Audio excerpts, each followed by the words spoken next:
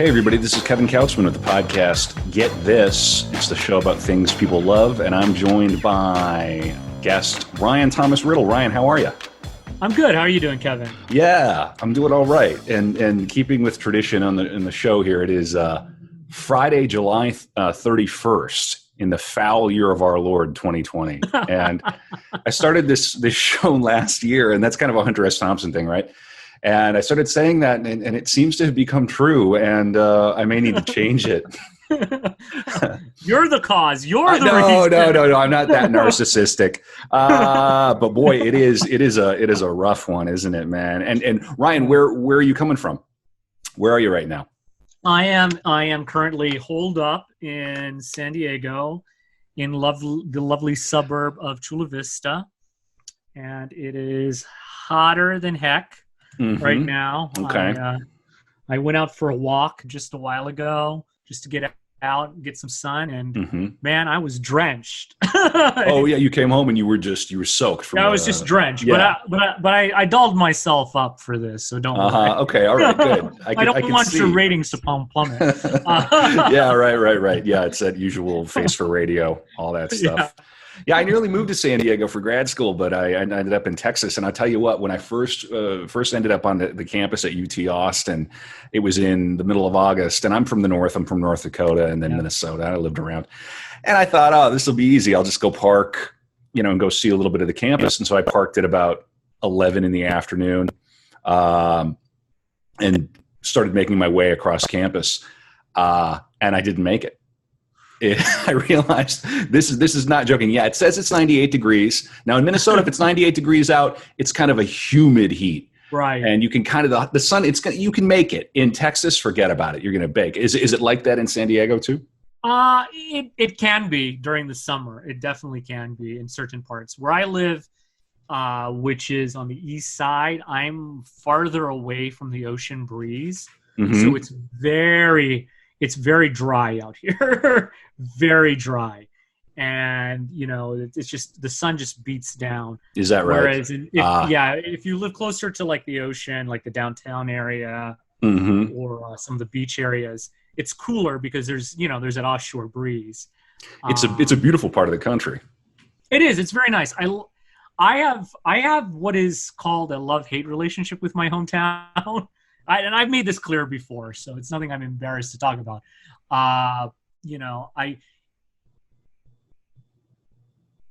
San Diego is a weird city for me. It's schizophrenic in a way. It has this veneer during the day, and then at night it's completely different. It's literally night and day, right?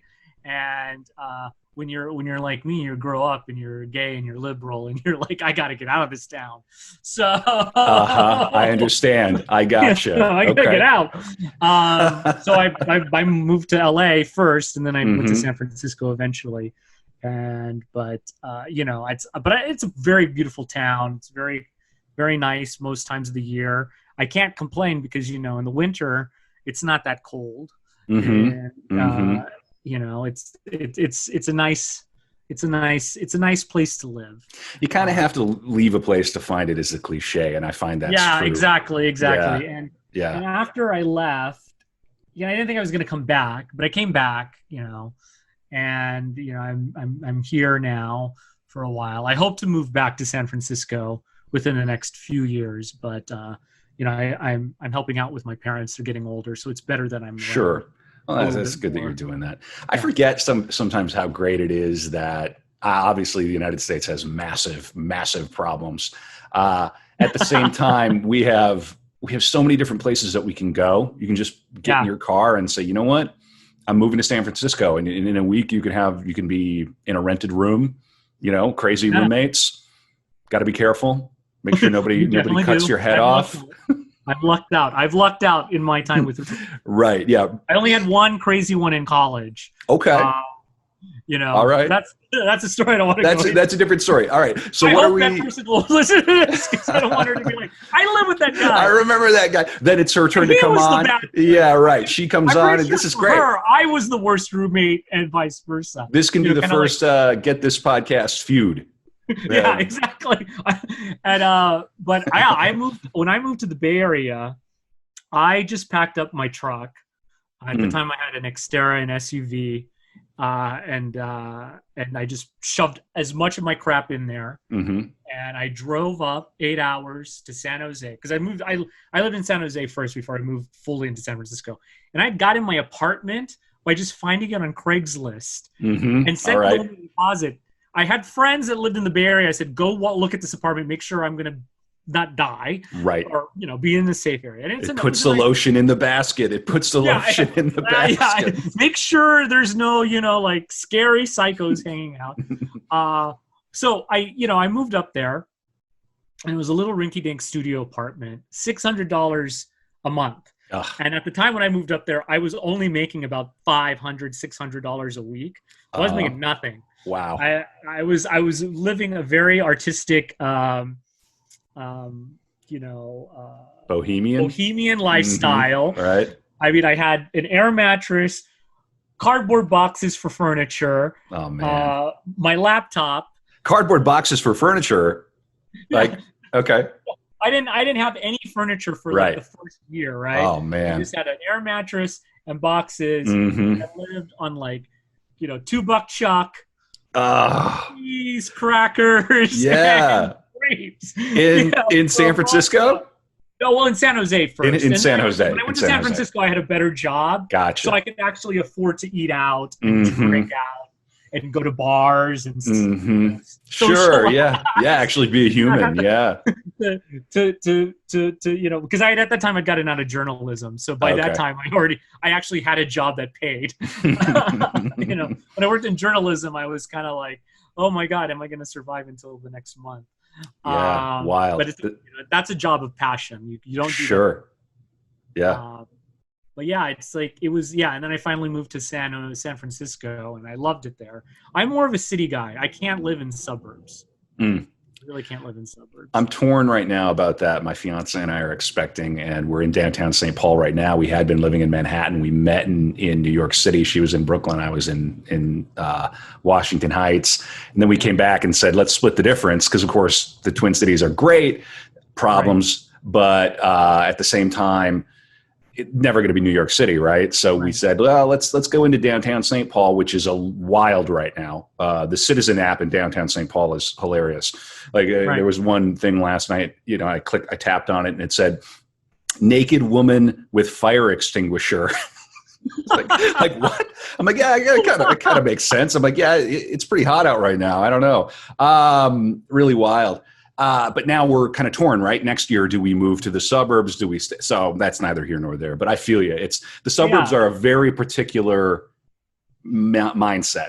It is. It's very much a mindset. And, when I lived in San Francisco, the thing I loved the most was my apartment was on the main drag of the neighborhood in Noe Valley. So I lived right above all the shops, all the little restaurant, all the, you can walk to places. I could just walk. Yeah. I could walk to the grocery store down the street and just, whatever. And then, I didn't have to get into a car. I didn't have to drive. I didn't have to fuss with parking. That is so hard to give up.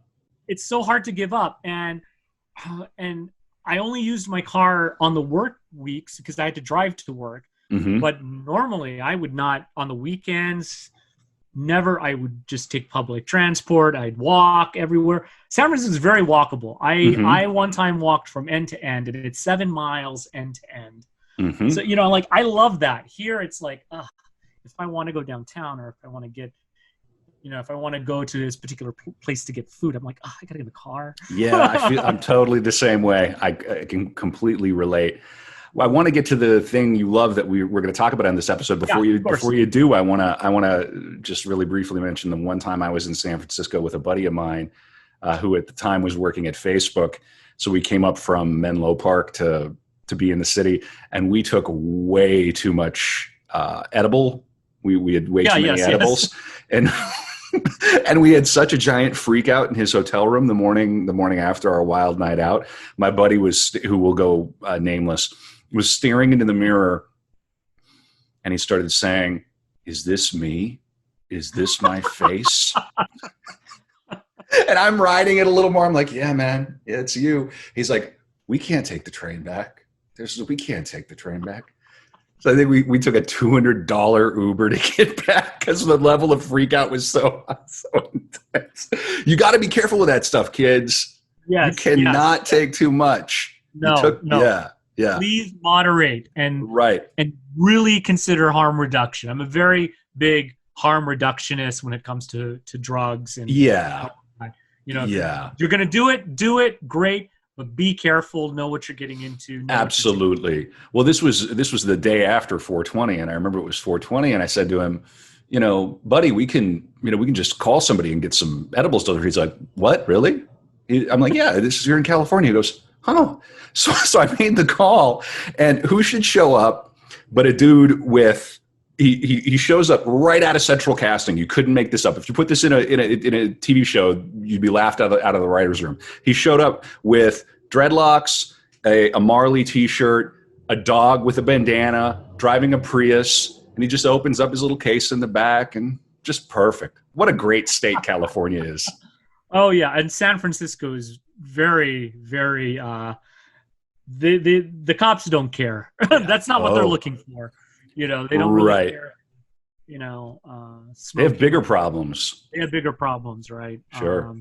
Also, the police department has its own internal problems, but that's a story for another time. Yeah, it's everywhere we go, we're trying to stay positive and focused, and everywhere we go in America, it's like with those chattering teeth, you're going to bump up against something, police brutality, institutional racism. Man, what a time to be alive. Well, so the thing you want to talk about, I tried to segue smoothly, is television, prestige television, right? Yeah, I do. Like I am a big television nut. It's like the format that I love the most. Like I love to read. I read a lot of books, but for some reason the television story form just sucks me in. And is I'm a writer, and I've been a journalist and for many years, and I've written a novel which is now buried deep within my closet in a shoebox that no one will ever see. Yep. It was my master's thesis. No one will ever see. Okay.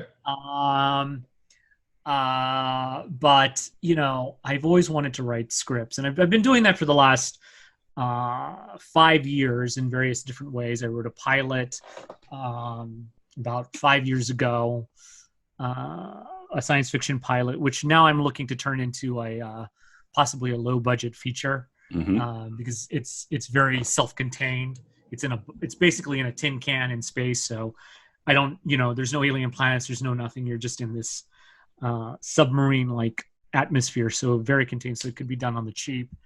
And I'm working on a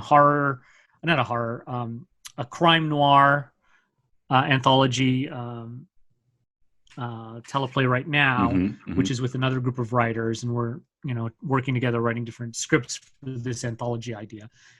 And I really want to write TV as in terms of the outlet of what I'm doing, and it's also one of the reasons why the project you're helping me on of Oz Media. It's one of the reasons why me and my co-founder Amisha got into this, because we wanted to be able to create our own original IP and try to get that distributed. So I always had this thing about TV, and for me it hit in about when I was a teenager. This is when I really started noticing it. Right? As a kid, you watch all those goofy shows, and you're like, "Wow, cool, Knight Rider." Ooh, the A-Team. Quantum Leap. Yeah, Quantum Leap. Yeah. Ooh, cool. That is a cool show. Yeah. Like for me, it was the old Star Trek. The old 60s Star Trek, right? Yeah. And but in the 90s, I started actually really paying attention to a lot of shows. There was a lot of, and not just like science fiction genre stuff. I started paying attention to like the drama, like regular dramas, like. I would watch things like Hill Street Blues, L.A. Law, and then later ER, and then I remember when ER came out. I thought, I really liked ER. I was a teenager.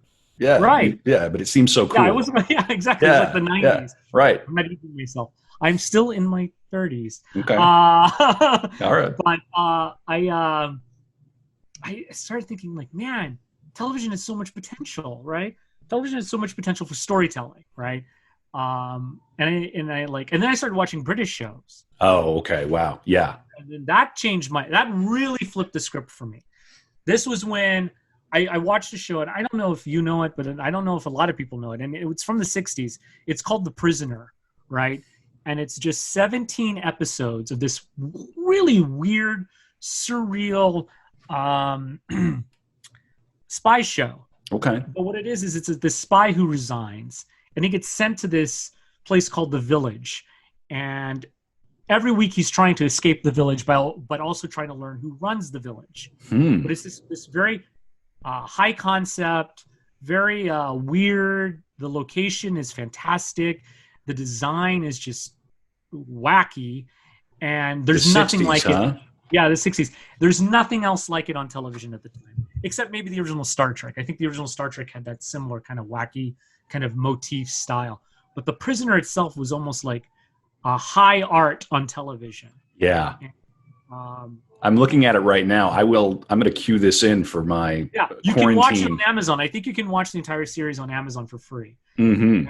Or Amazon Prime. Great. And it's wacky. There's some duds, in there, because the concept was originally supposed to be only 7 episodes. Mm-hmm. They extended it to 17. So there's a lot of like fluff, but it was one of those shows that just had a clear, it started, it had a middle, and it had an end. Mm-hmm. And now we see shows like that all the time. Yeah. Right. Like I know in the 90s, for me, the first show that I saw that on American television was, that's it. That's exactly it. It's very weird. It's very weird. Look at that. Yeah, that it's very wild. The theme song, it's just wild, the whole look of it. Huh. And you never know what's going on.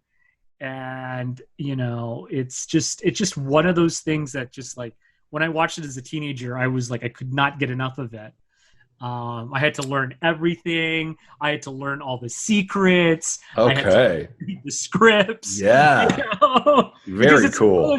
It's like one of those shows. It's like one of those books you read in high school or in college, mm-hmm. where you have to like interpret it 100 times, and there's no right or wrong interpretation. Right. Okay. Well, I'm sold. I'm going to watch this for sure. Yeah. Cool. And and then in the 90s, the other show that got me was Babylon 5. And it was like a science fiction show that had a beginning and middle and an end, and this huge like epic story and all that stuff. And I thought, oh man, they should do more of those. Flash forward, that's what they're doing now, right? Mm-hmm. And I don't know. Now my opinion has changed. Now I'm burnt out on it. Like it's like so much. Like I can't binge anymore. I'm tired of binging. Yeah. Is this why you're interested in the anthology? This is why I'm interested in the anthology. I love like Twilight Zone. I love all that. Like I love like here's my big prestige TV that I really love. I loved Mad Men. Mad Men is great. So great. And it has this long story, this long arc, but each episode is individual, and you can actually just watch an episode and then walk away, right? Now, take that and say something like, what's a good show to say? Say something like a Sense8. A Sense8, you got to watch the whole thing or you're screwed all the way through, right? Mm-hmm. There's no stopping, right? Right. Or The Expanse, right? Like last season on The Expanse, you just have to watch everything, right? Galactica, Battlestar Galactica. Oh my God. You missed an episode, you're screwed. Yeah, you can't follow anything. I'm like, who? What? What? How is he's a what now? Yeah, right. It is a lot. It's a lot. And it's like, oh my gosh. And there's so many of them now. And they're all written like that. Right. They're all written in 10-episode movies. And I'm like, oh man, I just want to go back to the days when I could watch an episode, and watch the Enterprise fly away and be like, oh yay, they did something. And you're right. That is why I'm interested in this anthology series, because I'm able to write just 45 minutes of a singular story. Okay. And I don't want to have to write. I don't want to have to write 10 in episodes. Season 5, we discover. Yeah. Season 5. Here's the big twist. Right. And I don't know if I'm that kind of writer anymore. I don't know if I'm like the big twist kind of writer. I like very methodical kind of slow burns and that revealed character that isn't like this big, like huge emotional, kerfuffle or something of that nature. And maybe it's because I watch shows like The West Wing and, Mad Men and all that. Maybe I'm just like, I like that kind of understated writing. I don't like the whole like overblown stuff anymore. Mad Men is in that sweet spot where you don't want to miss an episode, but if you do, you can dive right back in, like you said. Yeah, exactly. You can catch up easily. Right. Somehow. And the characters are so fully formed and the nuances in every scene, and you can kind of make out a lot. Right. Yeah. Great show. And you could pretty much just like start a new episode going, Don screwed something up. Right. That's all you need to know to get into an episode of Mad Men is Don screwed something up or screwed someone. Yeah, right. So indeed. Like one of those two things. Who's pregnant now? Yeah, who's pregnant? Who had the affair? we were batting around the idea that there could potentially one day be a Mad Men type series about some young person coming into their career in Manhattan right after Sandy, and then the show could go right to the point of COVID, because it's like this little slice of time in New York City that will never be the same. It's never going to be the same. Those 6-7 years. Wild. Yeah, it's true, because the whole world, I mean, it's so funny because thinking about it, like all the things that in just our generation, because I think we're around the same age, that happened is just like there's the Challenger explosion, and then we lived through 9/11, and now we're living through COVID, and all the wars in between. Right. It's just insane for my brain to grasp some days. MTV stopping playing videos. Yeah, that was the big traumatic. The big I ever had. Really devastating. People forget. What's this reality show? We used to have music television. That used to be a thing. MTV invented the reality TV thing, by the way. It's worth remembering. Yeah. So much trauma. So much trauma. I mean, when The Real World came out at first, I was like, oh, awesome. Cool. Right? Oh, this is a cool concept. I would love to see another season. And then they did like 1,000 seasons and 1,000 other different shows. Yep. You're like, and they stopped playing GWAR videos. They stopped playing music videos. I love great music videos. I think they're the bee's knees. They're well done. And Bowie's videos. Come on. I mean, I remember, because I was a big Janet Jackson nut when I was in junior high and high school. So anytime there was a new Janet Jackson, we're going to premiere the new Janet Jackson video, I'd be like, oh, what time? I got to stay up. I don't mean to get too personal, but were you out at that point? No, I was not. In fact, it's weird because I have an interesting coming out story, so to speak. But in that time, in the late 80s, early 90s, when I was in junior high and high school, you didn't really, you knew the kids who were like gay, and then they got theater, ridiculed. Janet Jackson. Yeah. They just got ridiculed for it. Yeah. And I was very unsure, because, even though I say I'm gay, that's the easiest way to say it, but really I'm pansexual. Like I don't, as my friend says, I don't discriminate. Okay. Well, you have to discriminate somewhat. I mean, do they bathe? Yeah. I mean, based on taste. Right. Attractionness. I mean, I don't, I'm not, but I was very conflicted, because I was having all these feelings towards girls, towards boys. I didn't know what was going on. And so I was very withheld, very uptight about that stuff. Yeah. And I didn't start exploring that until college. And then only then was I only out to a few people who were close to me. And then, professionally, I was just not. I worked in a newsroom, a very conservative newsroom in San Diego, my first job. Stay classy, San Diego. Yeah, exactly. And you know what? That Anchorman's pretty close to how it was to work in the news business down here. Okay. There's, just a lot of like archaic thinking. Gotcha. And so I kept that to myself there. And then when I moved to the Bay Area was when I fully started to come out. And then eventually, after 20 years, I told my parents. I mean, they kind of suspected. But the Janet Jackson screening parties didn't tip your hand. And my obsession with Starfleet uniforms. You think they would have known, right? Right. Beam me up. Yeah. I have my closet's filled with them. And but yeah, it was just a very interesting journey, you know. I actually envy those. Like I have friends who were just very clear from when they were a kid, even from my generation, right? They were just knew. They just knew, and I was like, God, if only I could have been like that. Yeah. Just know, be sure, because I wasn't sure. It took me a long time to figure it out, and kind of like this and there, you know. Yeah. There and all. Sure. I And can it's imagine. like, Yeah. It just took a while, and like, and I see kids nowadays, and I'm like, damn, that's so great. I wish it was like that when I was in junior high. I know there's still like a lot of hurdles in a lot of different places. Sure. A lot of different areas of the country that are still very backwards thinking. Yeah. It almost is like going to vary family by family too, right? And it's You're also just varies born by into the family, wrong family. Yeah. Religion, ethnicity, all that. And, you know, I come from a Filipino Catholic family, and I'm also the firstborn. So there's a lot of expectation on the firstborn in a Filipino household. Now my father's American, you know, well, so is my mother too, and I'm American. But, you know, my dad was born here, and then he met my mother in the Philippines. So he's a little more Americanized, but my mother still has a lot of the Filipino cultural, you know, thinking. And so there was always this expectation that as the firstborn, I'd get married first, I'd have grandkids, I'd have da-da-da-da-da, and that didn't happen. You know, and then I felt like, I got to tell you this thing, and then I'm sorry, I don't want to disappoint you, but I got to tell you this thing.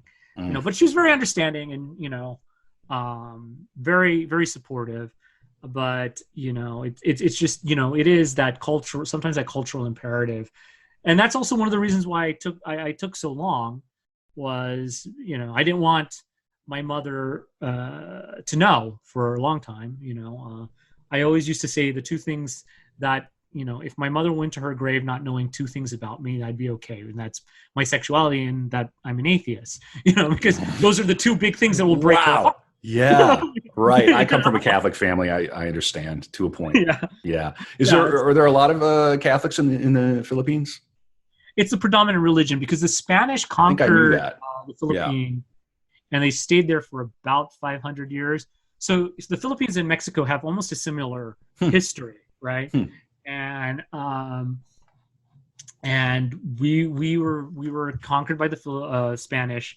We eventually got well, not me, but you know, they eventually revolted and they got the Spanish out. But yeah, that influenced a lot of our culture. You know, we have Spanish words, we have some Spanish customs, but mostly the Catholicism, and that became the prominent religion. But there is also a large contingency of Muslims as well in the Philippines. So those would be the two predominant. Islam and Catholicism would be the two predominant religions. Well, and how did you come to atheism? How did that happen? Was it all the television? It was all this. Sometimes I blame Star Trek. Yeah, right. Well, I used to joke. A friend and I used to joke like you can't be a Trekkie and not and believe in God, but that's not true. A lot of people who are Star Trek fans actually have a strong faith. And I've seen Patrick Stewart act. I think there is a God. Yeah, so, I've seen him do Shakespeare. Yeah, that's not a requirement to be an atheist. Right. I know that I have a lot of friends that are Trekkies that are of the that have a faith. Sure. But for me, I was a kid. I never believed in it. I just from the get go as a kid, I never bought into it. Huh. And I tried. I went to CCD. I went to catechism and all of this. Yeah, catechism and all that. And you know, I even went to church up until my 30s. Oh wow! Church. Mm-hmm. You know, and then I almost married someone who she was very religious. So I went to church with her, but for her, not for me. Sure. And I just always knew, you know, I always knew that I didn't have a belief in God or the belief in all that. I think there's some good things in religion, but you know, like I just didn't feel like my heart wasn't in it. And I think you have to have a heart to have that sort of faith and devotion, and I didn't. And to me, that was just something I just didn't need in my life, you know. And I finally just kind of said, "Yep, that's it. I'm not going to make the decision.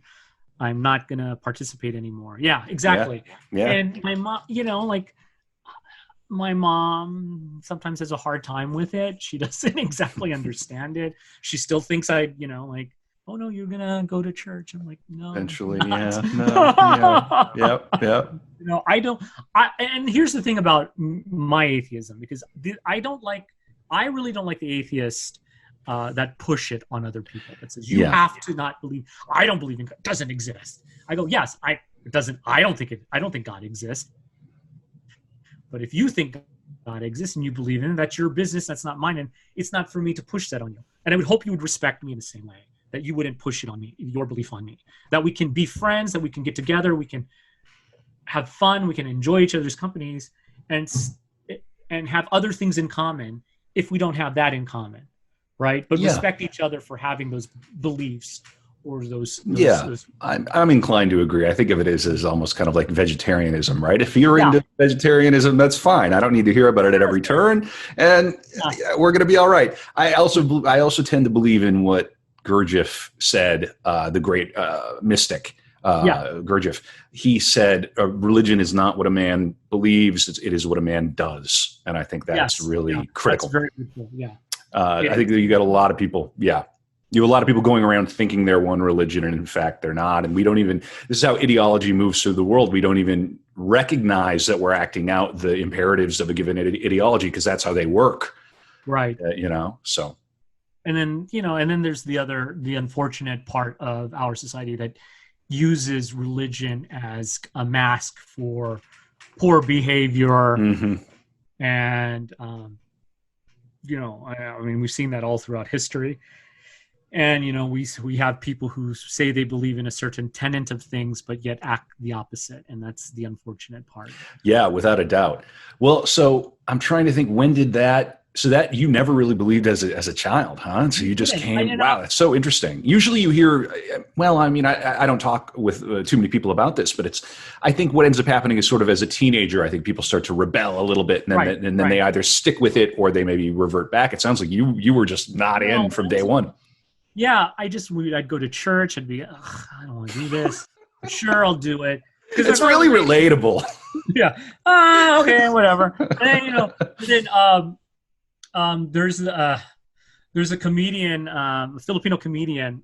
What's his name? Rex Navarrete. He has this wonderful bit about being a Filipino kid in church, and it's like all you hear is the priest going,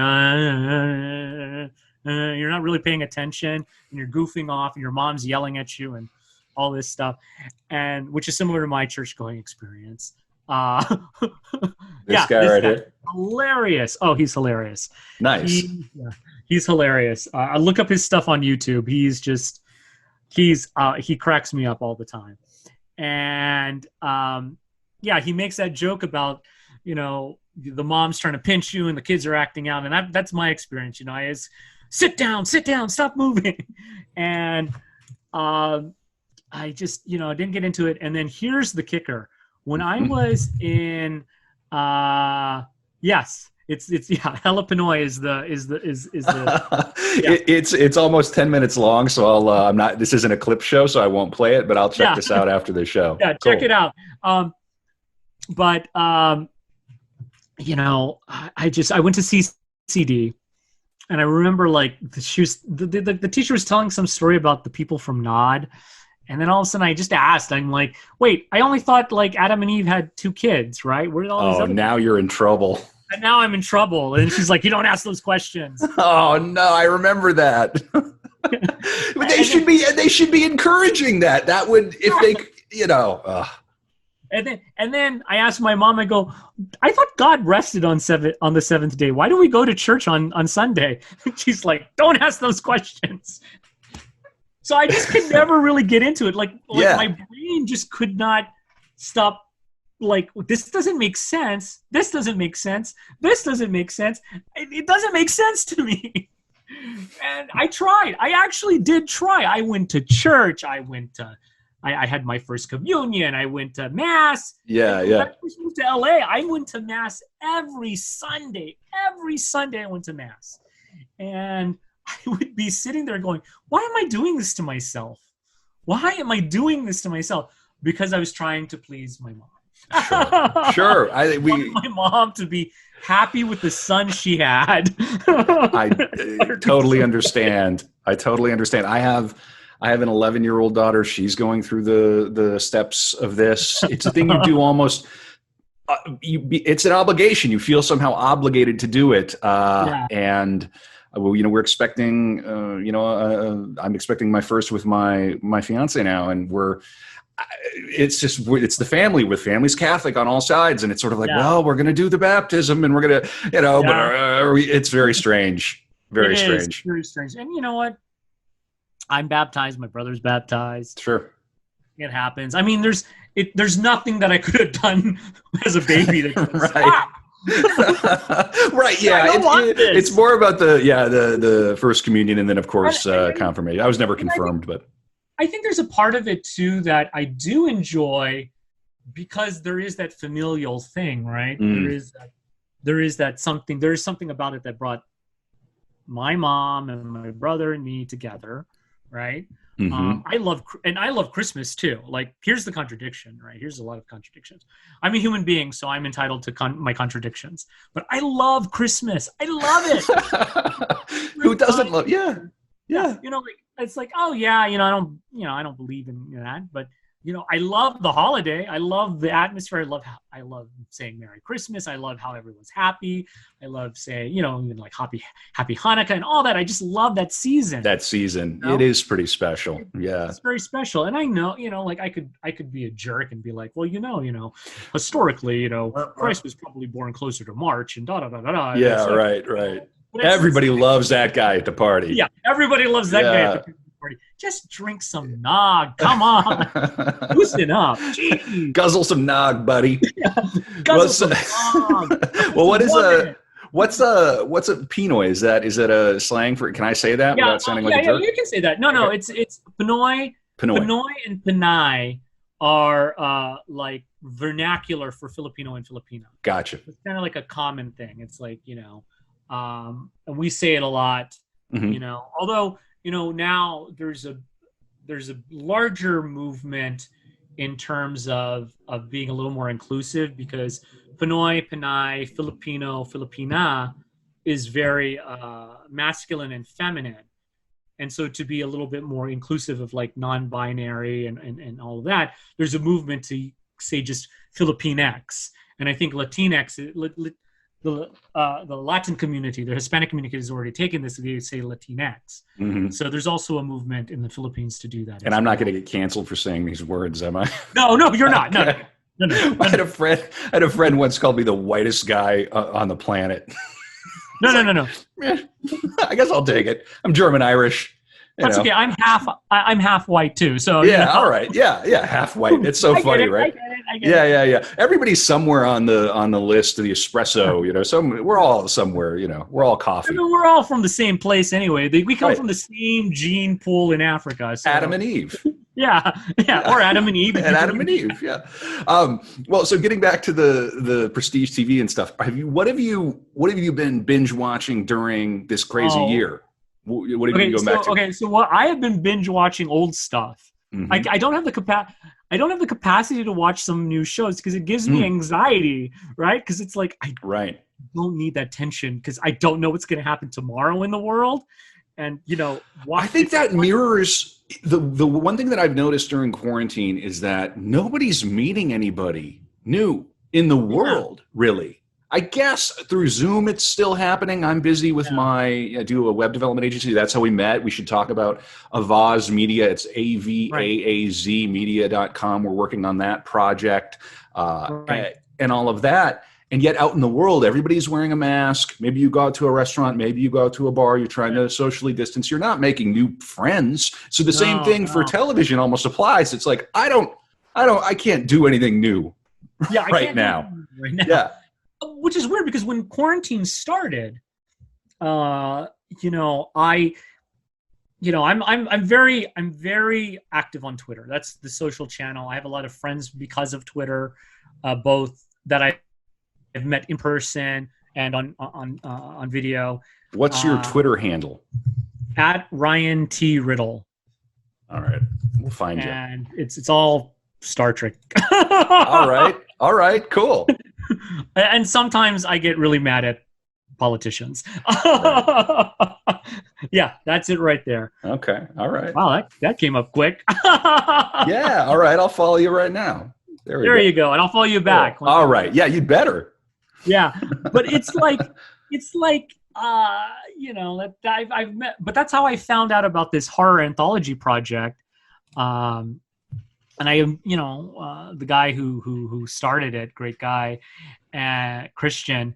He just kind of like Christian Elder, and he just kind of got us all. He just group of us together. A couple of them knew each other already, but a lot of us didn't know each other. And now we're working on this project, and we're just kind of like, that's the newest group of people I've met, other than the team I've assembled at Avaz. Yeah, I should take it back. We are still meeting people in the world. It's happening all through, but it's happening through this mediation. Yeah. It's weird because it's like I haven't physically seen a friend since February. Yeah. When I went to because I went to San Francisco for my best friend's birthday, and then I come back, and then all of a sudden you can't go anywhere anymore. Done. You're done. Yeah. Mm-hmm. And so you've been watching old stuff. What have you been watching? All right, so I've been watching a lot of the old Star Trek. All right. That's my go-to. Whenever I feel crappy, if I feel bad, if I feel like I just need a break from the world, I throw on an episode of Star Trek. Star Trek has gotten me through a lot. It's gotten me through some mental health issues, some addiction issues, and all of this stuff. And it's been the one constant in my life. And you're an original OG Kirk, OG Spock. Kirk and Spock, McCoy. I have. It's Chekhov, Hulu? Is it Uhura? Uhura. I've got my old school phaser. All right. Yeah. Just so that I can, punish any naughty writers on my team. And and my room is filled with all sorts of stuff. I'm a big Star Trek and then also Superman fan. So I have a lot of Superman memorabilia as well. And that's the other thing I watch. Like, I've been watching a lot of old Superman cartoons, movies and stuff like that. But those are my go-to. I've also been watching a lot of like old sitcoms. Yes. See, exactly. There you are. That's me. Thank you, Kirsten, for the wonderful art. Peniel Colada at Peniel Colada on Twitter does these psychedelic portraits. Pretty fun. I really love my eyes in that last picture. It makes me feel like I'm like space madness. Yeah, right. Cartoon space. Yeah, madness. Space madness. There you go. Nice. Awesome. Cool.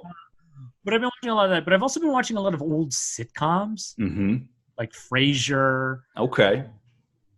I can get behind Frasier. Yeah, Frasier's great. I love Frasier. Seinfeld. What can you say? The greatest. Yeah, exactly. Yeah. The classics, right? I've been watching a lot of. Go ahead. Ask, did you ever watch Black Books? No, I haven't. Let me turn you on to Black Books. It's a British sitcom about because I was about to mention one. It is about a curmudgeonly used bookstore owner who hates his customers, and it's played by an Irish comedian whose name escapes me, but I saw him do stand. He's fantastic. I could look it up, but they're great. It's Black Books. Okay, Black Books.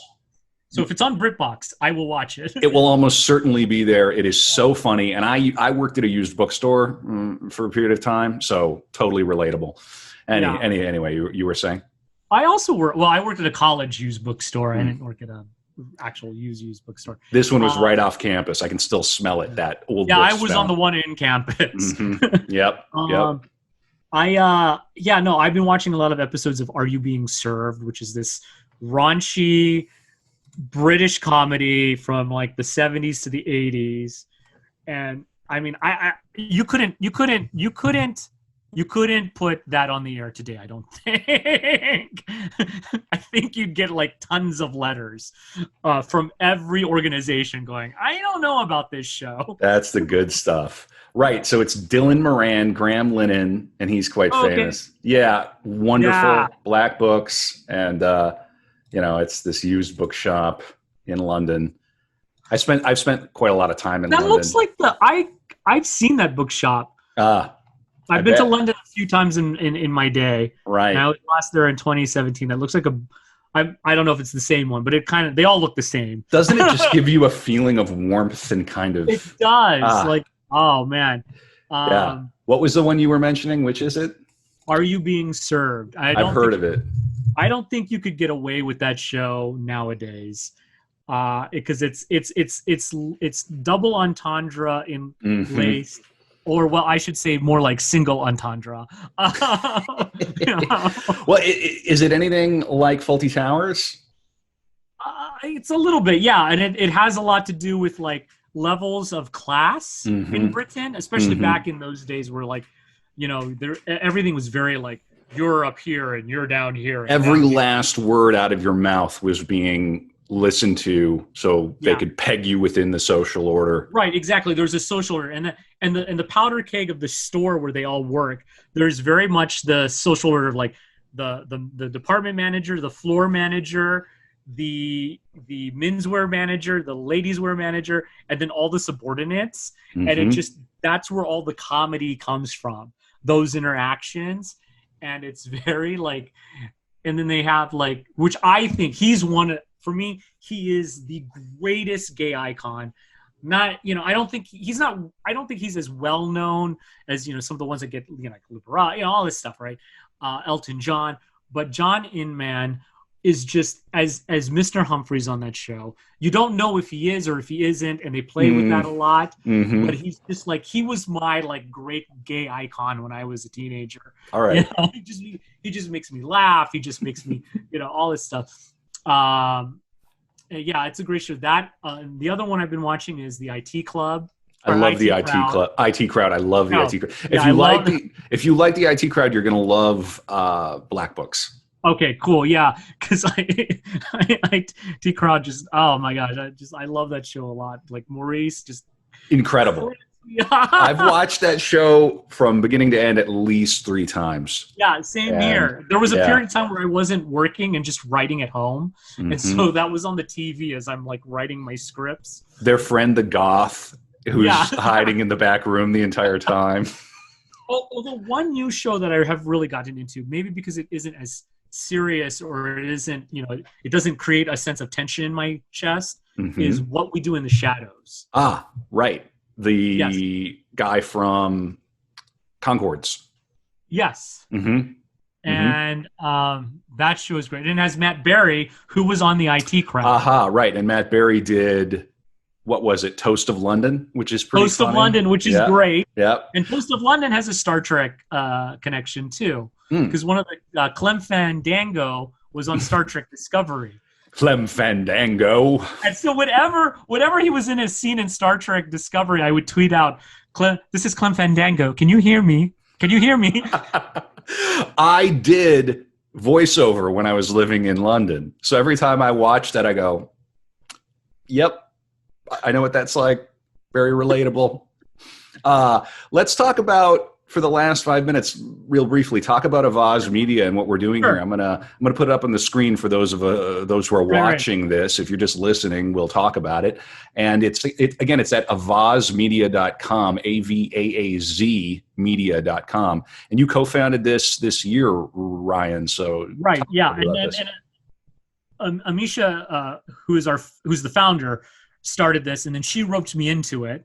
She's like, hey, you want to help me out and build this platform, this sort of community for brown geeks, mainly focusing on those who are sort of not as represented in television, film, and pop culture, South Asians, Filipinos, that sort of thing.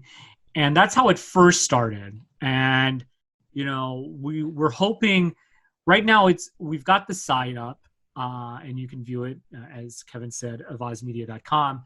and we're writing about pop culture and what it means to us, and writing what it does mean to be a brown geek, because we actually think of brown geek as inclusive, right? We think of it as like anyone can be a brown geek, right?